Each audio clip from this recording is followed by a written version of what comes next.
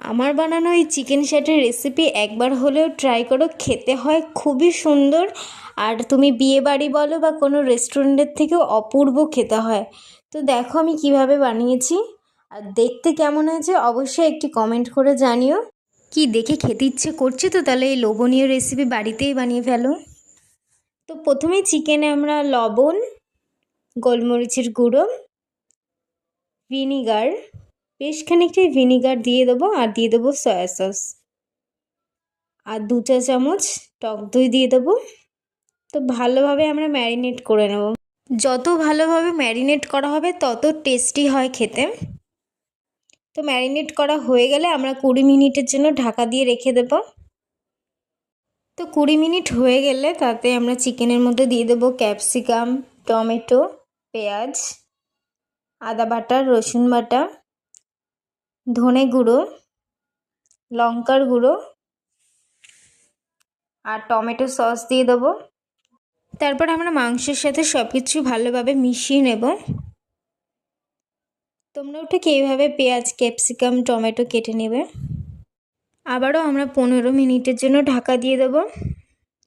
তো 15 মিনিট হয়ে গেলে আমরা এই কাঠির মধ্যে এক এক করে গেঁথে নেব। প্রথমে আমরা ক্যাপসিকাম, তারপরে পেঁয়াজ, তারপরে 1 পিস মাংসের টুকরো, তারপরে টমেটো। তো আমি যেভাবে করছি তোমরাও ঠিক সেভাবে করবে। দেখো দেখতে কেমন হয়েছে, খুবই সুন্দর। তো আমরা সেমভাবে পরেরগুলো ঠিক গেঁথে নেব। তোমরা চাইলে এতে হলুদ ক্যাপসিকামও অ্যাড করতে পারো, তাহলে আরও বেশি দেখতে কালারফুল লাগবে।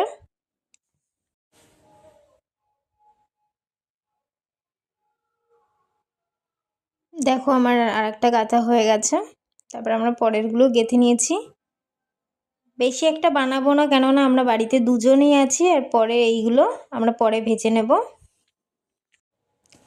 তো তারপর আমরা একটা ব্যাটারের জন্য কর্নফ্লাওয়ার, নুন আর গোলমরিচের গুঁড়ো আর একটা ডিম দিয়ে ভালোভাবে মিক্সড করে নেব। এই ব্যাটারটা বেশি পাতলাও হবে না আর গাঢ়ও হবে না, মিডিয়াম রাখবে। যেভাবে আমি রাখছি তোমরাও ঠিক সেভাবে রাখবে। তারপরে সেই চিকেনের স্টিকগুলোতে আমরা চামচের সাহায্যে 2 পিঠ উল্টে পিল্টে এইভাবে মিশ্রণটি দিয়ে আমরা ভালোভাবে ভেজে নেব। 2 পিঠ উল্টে পিল্টে আমরা 90% ভেজে নেব। ভাজা হয়ে গেলে আমরা তুলে নেব। তারপর আমরা সাদা তেল দিয়ে দেবো, তোমরা চাইলে বাটারও দিতে পারো।